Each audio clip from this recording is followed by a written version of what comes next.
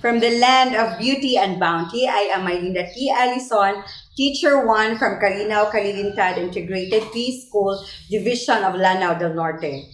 Good day! I am pleased to present to you my research entitled Addressing Learners' Absenteeism Through Positive Discipline in Everyday Teaching, or the PDET approach. One of the most frustrating experiences for teachers is when students are absent. The teachers prepare lesson plans with the objective that 100% of the students will learn from the classroom activities. Unfortunately, it is very difficult to achieve perfect attendance.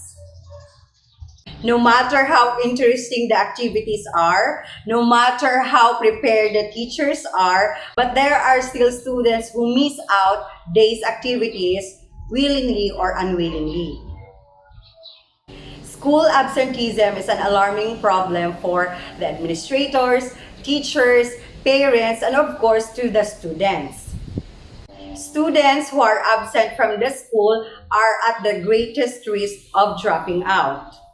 The researcher tried various activities to address the said absenteeism, such as letting the absentees to report to the guidance office, and that happened every now and then. That makes the sanction to immunity, and intimidating the absentees by saying not to be included in the promoted list. And this is a sort of a corporal punishment. Thus, the United Nations Committee on the Rights of the Child believes that corporal punishment is invariably degrading. This is to remember by heart by the teachers that this punishment and even this non-violent one must stop. The Department of Education has issued Department Order Number 40, Series 2012, which prohibits the use of corporal punishment and promotes the use of positive discipline in everyday teaching, or the PDET approach, which provides guidance on how to respond to common classroom situations such as absenteeism. This action research will examine the level of absenteeism of students and the outcome of applying the positive discipline in everyday teaching, or the PDET approach among grade 10 students of Calinaw, Calilintad Integrated Preschool, school year 2019-2020. This class is the advisory of the researcher and noted the most daily absence of the students gathered in from the daily attendance record, DepEd School Form 2, and regularly filled out by the advisor every day.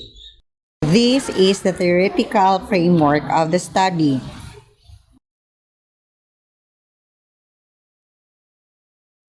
This study aimed to determine the effectiveness of positive discipline in everyday teaching, or the PDET approach, in addressing the learner's absenteeism. Number 1, what is the level of absenteeism of the students before and after the implementation of the positive discipline in everyday teaching, or the PDET approach? And number 2, is there a significant difference between the level of absenteeism of the students before and after the implementation of the positive discipline in everyday teaching, or the PDET approach?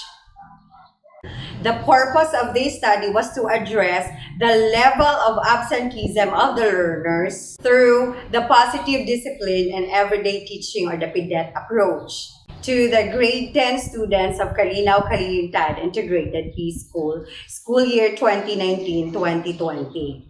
All 27 grade 10 students of Calinaw, Calilintad Integrated Preschool, school year 2019-2020 were monitored by their attendance from June to October 2019. Firstly, respondents were given with a questionnaire in order by the researcher to know or to recognize the possible reasons why a learner behaved that way. Secondly, after being acquainted with the possible reasons of their absenteeism, implementation of the practice of the positive discipline in everyday teaching, or the PDET approach, followed, such as setting long-term goals by providing them with warmth, to ensure learners that they are physically and emotionally safe. Then, the learners were given with warmth and structure to succeed academically and behaviorally. Lastly, through the given warmth and structure, understanding child development and identifying individual differences followed. The data were tabulated and interpreted to acquire the actual information needed. The following statistical tools were employed to answer the different problems. These were used to describe the level of absenteeism of learners before and after the implementation of the PDET approach. Number 2, mean and standard deviation. These were used to describe the average and variation of the learner's level of absenteeism before and after the implementation of the PDET approach. And number 3, the use of paired t-test. This was used to determine the paired differences between learners' level of absenteeism before and after the implementation of the PDET approach.